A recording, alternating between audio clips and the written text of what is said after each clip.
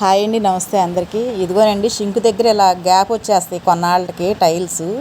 ఇలా వేస్ట్ అది ఉండిపోయి వాసన వస్తూ ఉంటుంది కదండి. కొంచెం షింక్ దగ్గర మనకు అప్పుడప్పుడు ఇలా వేస్ట్ ఉండిపోయే ఆ గాడిలో ఉన్న పాచి లాంటిది పట్టేస్తే వాసన వస్తుంది అనమాట. ఇలా బ్లేడ్తో క్లీన్ చేసేసి శుభ్రంగా ఒకసారి కడిగేసి, ఇలా బిర్లా వైట్ అని ఉంటుందండి, కేజీ 35 రూపీసే ఉంటుంది.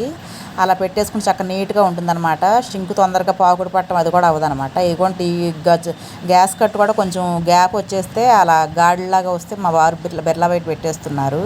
చాలా నీట్గా ఉంటుందండి, బ్లాక్గా అలా లేకుండా చక్కగా నీట్గా ఉంటుంది అనమాట. ఇలా ఎక్కడైనా పెట్టుకోవచ్చు, బాత్రూంలో ఎక్కడన్నా కొంచెం గ్యాప్లు వచ్చేసిన దగ్గర ఎక్కడైనా పెట్టుకోవచ్చు అనమాట. సిమెంట్లా కాదు, దగ్గర 4-5 ఇయర్స్ మాత్రం శుభ్రంగా నీట్గా అట్లా ఉండిపోతుంది. ఇలా ఎక్స్టెన్షన్ ఉన్నదంతా తుడిసేసేయచ్చు అండి, గాడిలోది రాదు.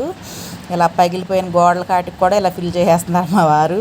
మేము ఉండేది అద్దిల్లేనండి, అయినా ఎంత నీట్గా చేస్తారనమాట మా వారు. చాలా నీట్గా పెట్టుకుంటాం ఇంటిని అయితే మేము. ఓకే, బాయ్ అండి. నా వీడియో నచ్చితే ఒక లైక్ చేయండి, సబ్స్క్రైబ్ చేయండి.